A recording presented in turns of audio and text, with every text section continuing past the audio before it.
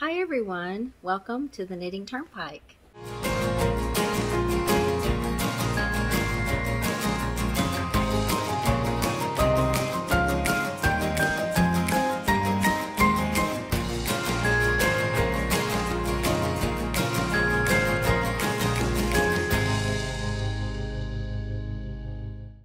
Welcome to the Knitting Turnpike. My name is Gina Pike.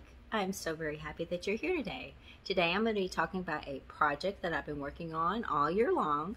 Every month I get a new clue and I knit it up and then I show you guys. Today we're talking about the Japanese lace sampler scarf. This is what it's looking like so far. I just finished the clue for August. As you can see, it's getting really long. Really, I can't even fit it in the video unless I sit back really far, but that's how long it is.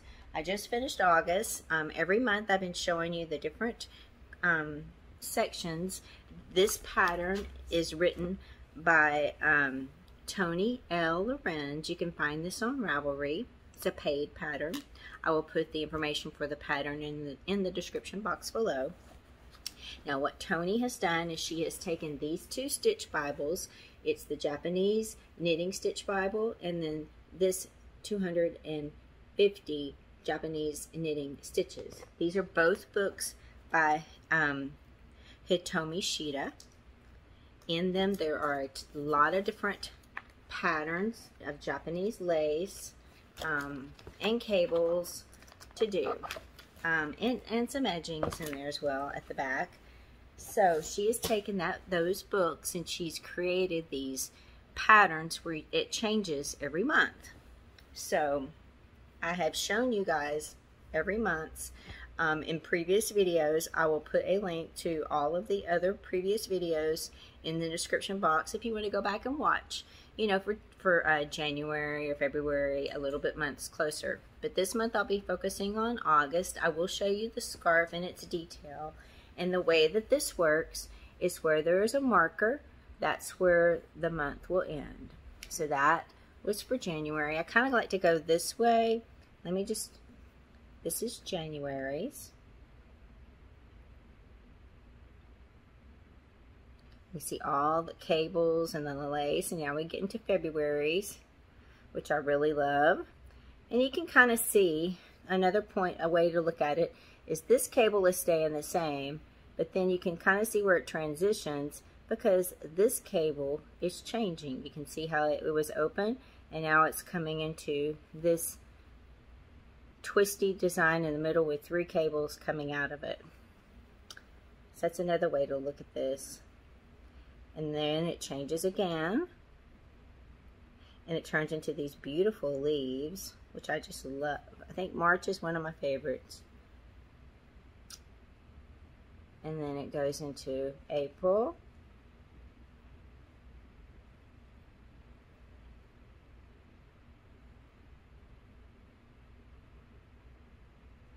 And then it starts into May, and May has all these interesting baubles with leaves, which is beautiful. And it also has these wrap stitches, which were really interesting. You had to take your stitches off the needle and hold them to the front and wrap your yarn around it a couple of times counterclockwise. I will be showing that stitch again this month, or I will be showing you how to do that stitch this month because we had that again.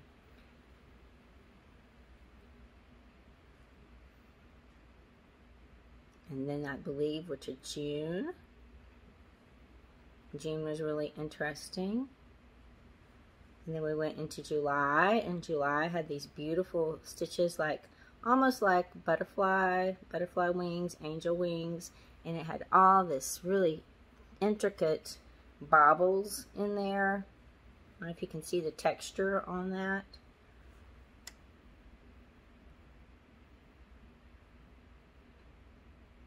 And now we're to the month of August. And August starts right where this orange marker is. As you can see, we have all of these wrap stitches coming back into place. You can see how the cable on this part changes from an open cable to a more intricate design, twisty cable. And again, more wrap stitches. So you have wrap stitches here, a little bit of a going in with a cabling, and then wrap stitches there. And what I'll do is I will show you the patterns. She tells you what the patterns in the book where she based the design from. I'll show you that and then show you it close up again so you can kind of see the inspiration she drew from it. Now, I will want to say quickly that the yarn I'm using is Manis del Uruguay Fino yarn. This is a merino silk blend, 70% merino wool, 30% silk. It holds the stitch definition great. And I'm using the color filigree, this gold and yellow. The design that this is based on is, well, the edging that we've been looking at this whole time is $260, $195. I'll show a picture of that, and then I'll show it here. We're talking about this edging, this outer edging, and this outer edging. It has been staying consistent throughout the whole scarf, and she used that B60, book 260, pattern 195 as her inspiration for that. So let me hold it still so you guys can see if you see the inspiration. Alright, now the design itself, the stitch pattern in the whole charts is from book 250, number 86 and number 64. This is number 64, that one at the bottom.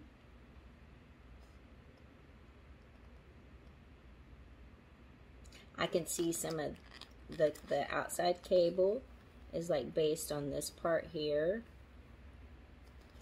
Let me show you. As you can see, whoops, I'm on the wrong side. This part here looks similar to me. And then pattern number 84 is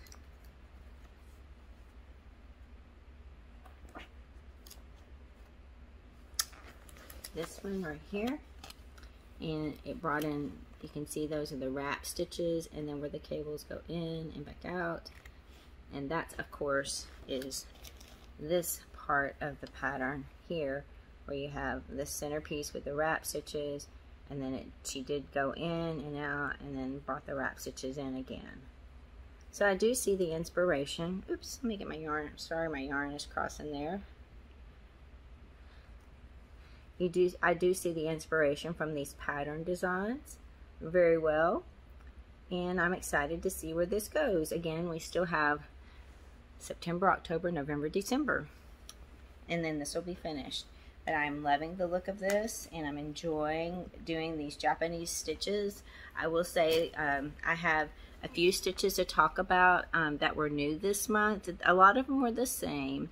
I will say this about the Japanese lace sampler scarf. The thing that I'm learning the most about Japanese lace is not just about the stitches. There's a lot of cables, but it's also about taking the stitches and repositioning. Like there is this one stitch that's called an SSP2K2 together. And all it really is a fancy way to do a knit two together that makes it lean a little bit more to the right. And basically you're slipping a stitch and slipping a stitch, putting them back together, and then knitting them together. And you have to, it's just twisting one of the stitches in a different way so that it lays a little bit differently. There's a lot of that in Japanese lace. And you think, oh my gosh, that stitch is a mile long, but it's really something very simple when you break it down into what each part of that means. Now I'm going to talk a little bit about the new stitches for this month. So if you don't want to watch it, it's fine. You can turn the video off, but I have 2 new stitches, and then I didn't show the variation of it, but I do want to talk about it. The first one is the knot stitch. Here's a stitch for Japanese sampler scarf. It's called the knot stitch through the back loop. Basically, involves these 3 stitches. You take the 3rd stitch over and off the needle. You're left with the 2 stitches, and in this instance you're going to knit through the back loop in the 1st stitch like that, do a yarn over, and knit through the back loop. So in essence, your 3 stitches, your stitch count remains the same, but it looks like that. You have knit through the back loop, yarn over, knit after you take that 1st stitch off the left hand needle. The next stitch I want to talk about is the wrap stitch. I'm going to show you how to do a wrap 2 K4. So basically you take your stitches off and put them on like a cable needle, or I've used a DPN, and you just hold them to the front and you take your yarn and wrap it around your stitches, and then you put them back on your needle and you do whatever they tell you to do. There's a lot of different variations of this stitch. You can knit all the stitches, you may knit 2 of them, knit purl 2 of them. It depends on what she's wanting you to do. In this instance, we knit all of them. So basically we just take them off, wrap it twice, put them back on the stitch, knit it. This is the first one. Now the second variation I do not show, but I want to point out is all of these stitches here are the wrap 2, and then you put it back on your needle, except for this one right here. This one is one more variation of it, and basically you took your stitches off, your 4 stitches, you wrapped it 5 times, and then put them back on there and knit again. And she just kind of did that in the center to make it stand out a little bit more. Alright, this is called a wrap. Wrap 2 K4 stitch. You have to take the next 4 stitches in your pattern off the needle onto just like a cable needle. This is just a DPN. Wrap them counterclockwise twice like that. Put them back on the left hand needle.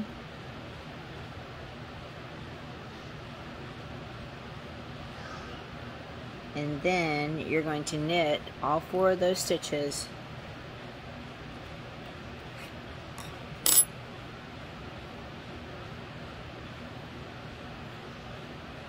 like this.